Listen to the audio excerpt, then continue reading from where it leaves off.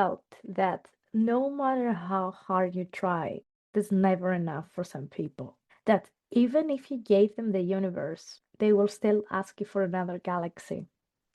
Hello and welcome to Resilience. I'm Katerina, someone who's been under pressure, chased belonging, burnt out, and started over and over again, all by wearing different hats and having different roles. In our second episode, we will explore the notion of overgiving and the importance of healthy boundaries. And in order to do so, we're gonna dive into early age social conditioning that leads us to give endlessly, often at the expense of ourselves. And then I'm gonna share two stories of how setting boundaries can help us thrive, and the lack of them can lead us to burnout. So these stories are gonna reveal what intentional giving looks like and why does it matter to protect our energy. I grew up in a culture where women are seen as caregivers from the moment that they are born, and sometimes even much longer before that.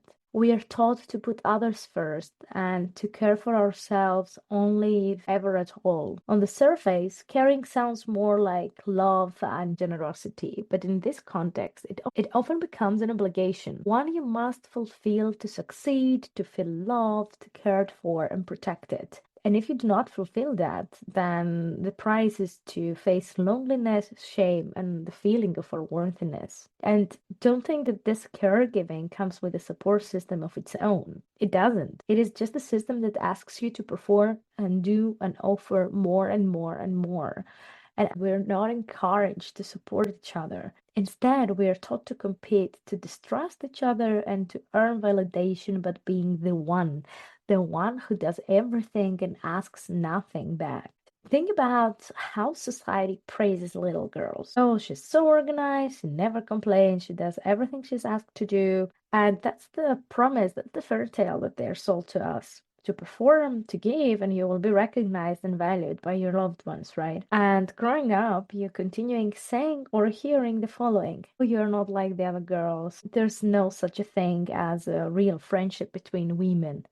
That's not a compliment and that's not an opinion. That's conditioning about how do we relate with people that we actually sharing the same experiences, the same conditioning, the same situations. And that's the patriarchy that is not only existing outside of us, but it lives inside us, quietly eating us alive, pushing us to chase male validation or protection instead of connecting with people who truly understand us and our experiences. In a system like that, we are facing criticism and judgment, and any woman who dares to set boundaries risks rejection, neglect, shame, loneliness, or even violence or death in some cases, if we talk about cases of femicides. But this is not something that we're going to talk today.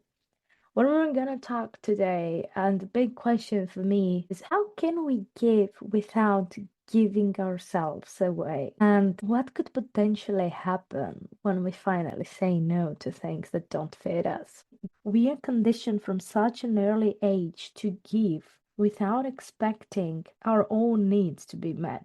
We learn to stretch ourselves to fit in a system that doesn't see or value our boundaries. It only cares for us to give without asking anything back. It only cares about us to show up and perform for others, to not listen to our own inner voices, our own desires, our own needs, but also our own capacities. And in my journey, I realized very early on that giving without boundaries would leave me exactly as in the situation that the praise promise was promising to me, that it will never happen, that I will never feel isolated, I will never feel exploited, I will never feel ignored or taken for granted. Well, guess what? All of these things have happened. And what looks like as generosity is often just the burnout slowly building since our birth. And in order to break from that, I had to find ways to build boundaries and seek places that these boundaries were encouraged, were nurtured, and were respected. And I started building that through volunteering. And I was very lucky to build some unshakable foundations since then. Specifically, while I was studying social policy in Athens, I started volunteering at a rehab center for young people at risk of addiction behaviors. It aligned with my studies, it aligned with my interests, my desire to learn of how to support others, but also learn how to support myself. And I was very excited about that and very eager to share with these children everything that I had. What surprised me was that from day one, they were very strict rules in terms of communication. We were not allowed to communicate with the kids outside the center. So we couldn't exchange any social media contacts or any personal phones. And this was not limited to our relationship with the kids, but also to the organization. We were only allowed to communicate through emails and through the central landline. In addition to that, our work schedules and the responsibilities were clearly defined from the beginning. And what surprised me the most was how many people were working together for the same purpose. The volunteers, the coordinators, the teachers, parents of the kids themselves, they were all part of the process. And each one of us had a very clear and specific role, yet we shared a common goal, the well being of these kids. And everybody knew what they had to do and how important it was to communicate with the rest of the team. There was no chaos, there were no hidden expectations, there was no reason to show up perfectly and provide constantly more and more and more. They were offering you what you need: training, supervision, check ins to ensure that you're managing mentally as well, and also guidance anytime you needed help to ensure that you could actually find the best way to give to the kids what they needed. And that was very helpful because they showed me how to take care of myself when I didn't even know what self care meant. And even though I tried to give more and to take more responsibility and more initiative, the response that I was getting from the organization was a gentle reminder that, Katerina, you are enough as you are. You don't need to take extra steps. You don't need to do more. And this was a revolution in my little world back then. My extra effort was not required, was not demanded, was not meant with, yes, bring it in, we want you to do more and more and more. Just simply the fact that I was showing up and engaging with the kids, that was more than enough. And this was a big trigger. I struggled to accept that just showing up could be more than enough. And I realized that my old understanding of overgiving was not serving me anymore. And even when I embraced this, my old conditioning was coming up again and again, reminding me how deeply rooted and ingrained this identity was in me, and how hard it was to accept that just my presence was enough, and I am enough as I am, that there is no hidden agenda that pushes me to show up differently, show up more, and do more than I am expected to do. And this type of mindset set the tone for many experiences that followed after that. My volunteering journey continued for many years across different organizations and countries, and I would like to share with you another experience that shaped a much different narrative and happened many years later than the experience in this rehab. I have to say that if I didn't have this foundation, the upcoming experience could have broken me, and it is quite hard to predict where I would be now and what I would do. My volunteering journey took me to Denmark some years later, thinking that it would be a good opportunity to try different social care systems and learn and grow my skills and my expertise. Little I knew once more, and unlike this experience I had in Greece, in Denmark everything was very chaotic, very exhausting, and very undefined from the beginning. I was mostly executing tasks with no guidance. I had to figure out what to do, how to do it, and why I'm doing things all by myself. And I was expected to deliver results from day one. If things didn't work out, I was the one that the blame was assigned to. There was no collaboration, there was much more hierarchy, and the support was almost non existent. To give you a better understanding of the situation, I remember one day my boss coming and telling me, "Hey, Katarina, I saw in your CV you graduated at musical high school. So, what about doing music therapy to this kid?" And I just said no, because, yeah, I'm very familiar with music, I have a musical background, but I have used several times music as a method to connect with the kids that I'm working with, but I cannot do it in a therapeutic context. I have no idea how to do it. And they're like, oh, how hard it can be. Try it out. So I was expected to make it work without any guidance. And at some point, things got very nasty, and I was assigned all the blame. And to me, this was outrageous. And one of the things that I did was to look for support to the other colleagues that I had, because there were other volunteers as well. And I remember that I discussed it with one of them, and the support that I got from this person was the following: Katerina, breathe deeply and go and try again. You have much more resources and abilities than this kid, so you have to make it work. Needless to say that this didn't help at all, and I was more angry because I couldn't make it work, not only with the supervisor of mine, but also with the people that were exactly in my situations. But karma is a bitch. So some days later, this colleague of mine had to work with this kid, and that day, this kid kicked this person on the face and broke also some teeth of this person. But when she told me what happened, my response was the same. You have more abilities, take some deep breaths, and go back in the room. Since then, she never talked to me again, and I couldn't be more happy.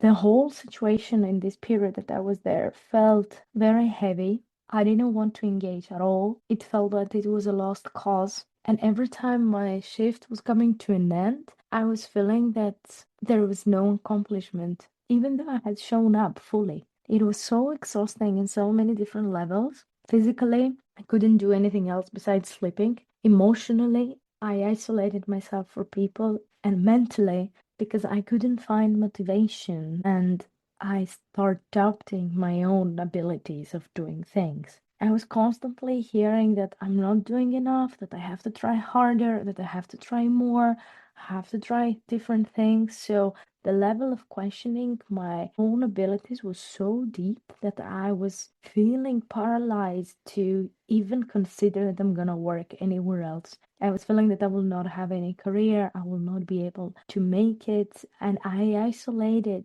from all the people that believed in me or have been my support system, from family, friends, colleagues, acquaintances. The only thing that I did was that I found one person in this organization that helped me to find a way out from there. I was supposed to stay 2 years and I stayed only 3 months, and to recover from all this damage took about 2 to 3 years. I left the organization with a lot of self doubt, a lot of fear, and a lot of trauma, but also extreme clarity that I cannot save broken systems and organizations, and I'm not the savior of the world. The only person that I had to save at this time was myself.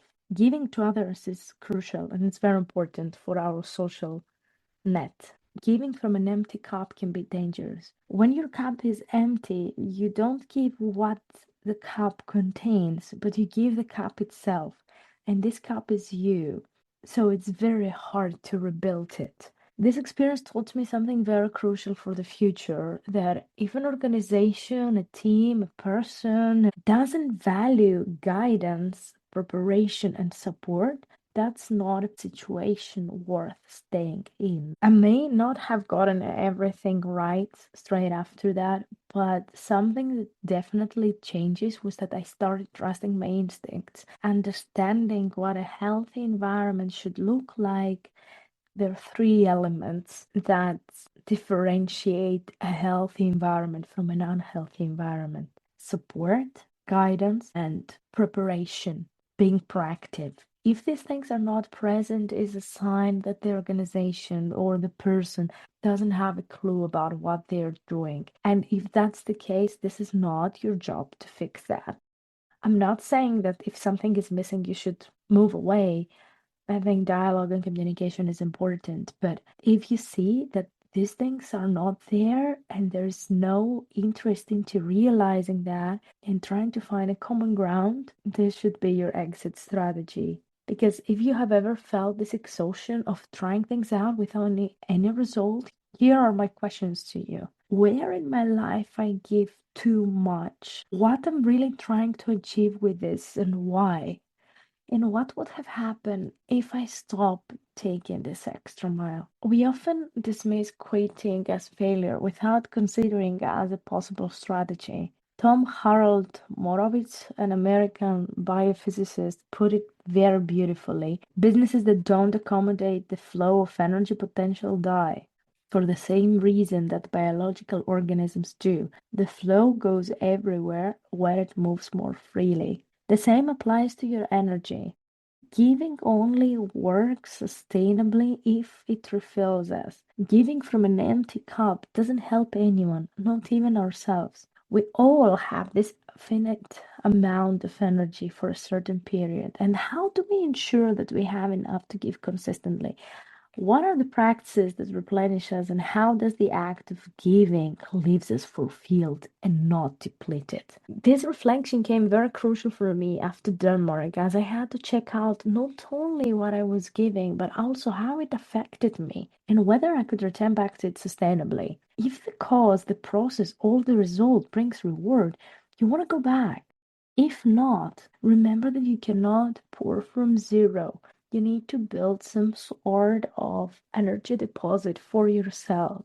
Because it is silly to demand resilience that runs you empty, only to bounce back again and perform. Because our resources are so limited, and saying yes to everything often means losing what matters the most. And what matters the most in that case is yourself. That's why intentional giving matters, to make sure that your cup is full before pouring into others. Because boundaries aren't walls, they are pathways, and we have learned that boundaries are walls. But no, they redirect you from these draining yeses to these enthusiastic yeses. They help you choose resilience over burnout because it's not about breaking, but it's about recognizing that you have bent too far and you choose differently. You choose yourself to recognize that you're already enough because what you do has already value because you do it.